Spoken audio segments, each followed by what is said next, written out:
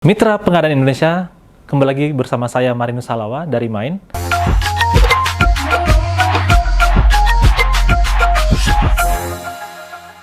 Pada kesempatan ini kami akan menjelaskan apa yang dimaksud dengan pengadaan barang dan jasa. Seperti kita ketahui, Mitra Pengadaan Indonesia dalam suatu organisasi, baik itu dari sisi pemerintah, dari sisi swasta, maupun dari sisi nirlaba, ada namanya kebutuhan.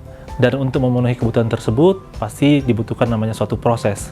Apa itu proses pengadaan barang dan jasa? Adalah suatu proses untuk memenuhi kebutuhan, baik itu barang, jasa, maupun pekerjaan konstruksi, untuk suatu organisasi, baik itu dari sisi pemerintahan maupun dari sisi swasta. Dan tentunya proses tersebut harus inline atau sesuai dengan regulasi atau pedoman yang ada.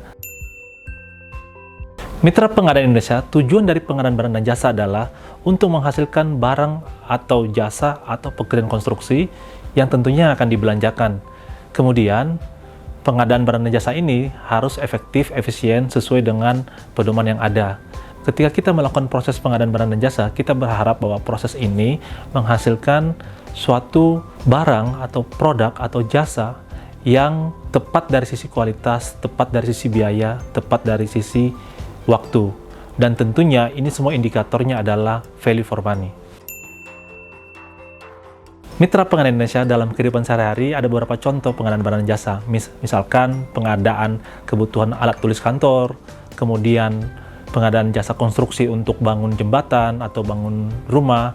Kemudian kalau kita bicara tentang jasa konsultasi, pengadaan jasa konsultasi untuk hukum.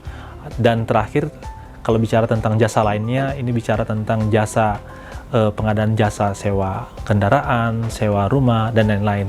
Itulah contoh beberapa pengadaan barang dan jasa dalam kehidupan sehari-hari. Terima kasih.